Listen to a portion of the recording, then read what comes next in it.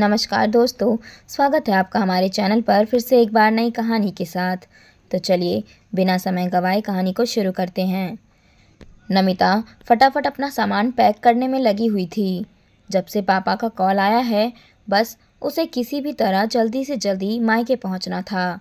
पर समर तो अभी तक आया ही नहीं। वो अम्मा जी के कमरे में इजाज़त लेने गया था। वो समर को देखने के लिए बाहर आई, लेकिन वो वहाँ हो तो दिखे ना। वापस अपने कमरे की तरफ जाने लगी तो पता नहीं क्या सोचकर वह अम्मा जी के कमरे की तरफ मुड़ गई। पर दरवाजे पर आते ही उसके पैर ठिठक गए। ये क्या तमाशा लगा रखा है उसने, बार बार मायके जाने का। हम तो ना गए कभी अपने मायके इस तरह, अम्मा जी ने कहा। तभी ननद सुचिता की भी आवाज़ आई।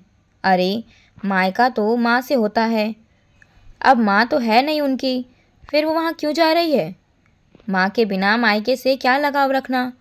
सुचिता, ज़रा सोच समझ कर बोलो। ममता तुम्हारी भाभी है और उम्र में तुमसे बड़ी भी। तो बीच में ना ही बोल तो बेहतर है, समर ने थोड़ा बिगड़ते हुए कहा। क्या गलत कह रही है वो, मायका माँ से होता है। जब माँ ही नहीं है तो बार बार मायके क्यों जाना। फ़ोन आया नहीं कि बिना सोचे समझे जाने की तैयार हो जाती है। यहाँ उसकी ननद भी तो आई हुई है, उसे छोड़कर कैसे जाएगी। अम्मा जी ने समर को ही डांटते हुए कहा। पर अम्मा, उसके पापा का फ़ोन आया था। उनकी भाभी को 9वां महीना चल रहा है और आज उनकी तबीयत भी ठीक नहीं है। भाई भी तो नहीं है यहाँ पर, कल ही उसे छुट्टी मिली है। उसे भी पहुँचने पहुँचते शाम हो जाएगी। समर ने समझाने की कोशिश की। तो हम क्या करें, बुला ले उसकी भाभी की माँ को। बस जब जिम में आया उठाया फ़ोन और यहाँ फ़ोन कर दिया। साफ साफ मना कर दे, हम नहीं भेज रहे हमारी बहू को, अम्मा ने समर की बात को काटते हुए कहा। अम्मा की डांट सुनकर आखिर समर चुप हो गया। चुपचाप अपना सा मुंह लेकर कमरे से बाहर आ गया। बाहर आते ही उसकी नज़र एकदम से नमिता से टकरा गई। उसे देखते ही समर ने एक हारे हुए खिलाड़ी की तरह नज़रें नीची कर ली। नमिता भी शायद चुप रह जाती, पर अचानक ये सोचकर कि ये तो हमेशा का ही हो गया है, ये लोग तो उसे उसके मायके तक नहीं जाने देते। आज तो उसकी भाभी को उसकी ज़रूरत है। आखिर वो अम्मा जी के कमरे में चली ही गई। उसे देखते ही अम्मा जी बोली, मुझे जो भी जवाब देना था मैं समर को दे चुकी हूँ। अब मुझे इस बारे में कोई बात नहीं करनी है। आखिर हिम्मत कर नमिता ने कहा। पर अम्मा जी, पापा बिल्कुल अकेले हैं, वो भाभी को कैसे संभाल पाएंगे।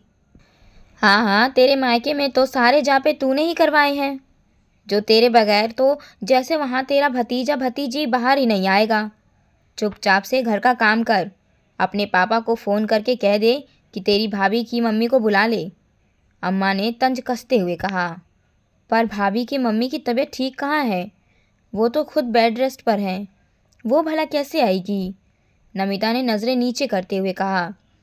इससे हमें क्या, वो जाने उसकी बेटी जाने, हर चीज़ की जिम्मेदारी हमने ले रखी है क्या। अम्मा ने उसकी सारी बातों को दरकिनार करते हुए कहा। भाभी, भला ये कोई बहुओं के लक्षण होते हैं। अरे, वो तो मेरी अम्मा सीधी सादी है, जो आपको समझा ही रही है, वरना मेरी सास जैसी होती तो ज़बान ही नहीं खोल पाती आप। सचिता ने आग में घी डालने का काम किया। अब खड़े खड़े क्या देख रही है, जा फटाफट से चाय नाश्ता लेकर आ, भूख लग रही है। और वैसे भी तेरी नंद आई हुई है यहाँ पर, उसके खाने पीने का ध्यान रख। ननद की सेवा तो हो नहीं रही है और भाभी की सेवा करने जाएगी। आखिरकार नमिता मन मार कर रसोई में आ गई और चाय नाश्ते की तैयारी करने लगी। तभी उसका मोबाइल बज उठा। वो फटाफट कमरे में मोबाइल लेने गई तो देखा पापा का फ़ोन था। उसने फटाफट फ़ोन उठाया तो पापा बोले, नमिता, तू कब तक आ जाएगी बेटा, मैं तेरी भाभी को हॉस्पिटल तो ले आया हूँ, पर एक महिला तो उसके साथ होनी चाहिए ना। नमिता के मुंह से बोल ही नहीं फूट रहे थे। आखिर कैसे बोले कि उसके ससुराल वालों ने उसे आने की इजाज़त ही नहीं दी। जब वो बिल्कुल चुप रही तो उसके पापा बोले, बेटा तू आ रही है ना, कहीं समदन जी ने मना तो नहीं कर दिया। बेटा, तेरी भाभी की तबीयत बाकी ख़राब है, ये सरकारी अस्पताल है, बार बार कुछ ना कुछ सामान मंगा रहे हैं, मैं भला लेबर रूम में तेरी भाभी के पास। कहते कहते पापा रुक गए। नहीं नहीं पापा, मैं थोड़ी देर में पहुंच रही हूँ, आप फिक्र मत करो। तब तक आप किसी नर्स को कहो मदद करने के लिए, चाहे तो थोड़ा बहुत पैसे दे देना। बस मैं पहुंचती हूँ। कहते हुए उसने फ़ोन रख दिया। नमिता की शादी 2 साल पहले ही हुई थी। उसके मम्मी का देहांत काफ़ी समय पहले ही हो चुका था। पापा ने ही पाला पोसा था। अम्मा जी ने तो ये देखकर ही उसकी शादी करवाई थी कि इसकी माँ नहीं है, चलो बहू को बार बार मायके नहीं जाना पड़ेगा। इसीलिए शादी के बाद जब भी वो मायके जाने की बात करती तो किसी न किसी बहाने से उसे जाने ही नहीं दिया जाता था, और यदि जाती भी तो 2-3 घंटे रुकने की ही इजाज़त थी। पर नमिता के पापा ने कभी इसकी शिकायत नहीं की और उसे अपने ससुराल पर ध्यान देने को ही कहा। लेकिन इस बार अम्मा जी अच्छी तरह से जानती थी कि उसकी भाभी का 9वां महीना चल रहा है और यहाँ से ज़्यादा उसकी ज़रूरत वहाँ थी।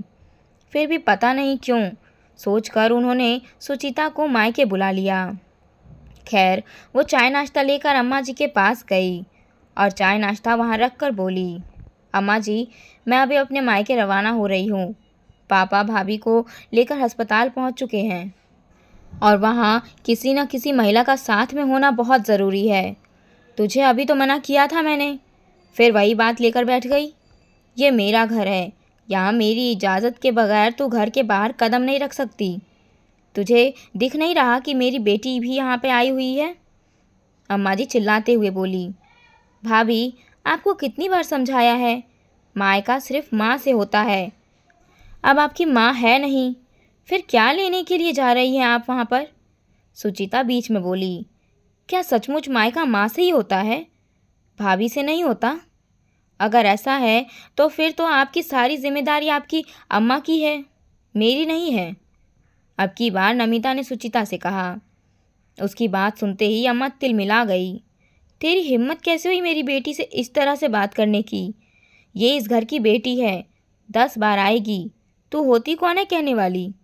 मेरे सामने ही तू ऐसा कर रही है, बाद में तो तू इसे पूछेगी भी नहीं। हाँ, बिल्कुल नहीं पूछूंगी। आपने कहा था ना, मायका तो माँ से होता है। तो अम्मा जी, आप कौन सा अमर तत्व लिखवा कर आई हैं? आखिर भविष्य में इनको भी तो भाई भाभी की ज़रूरत पड़ेगी।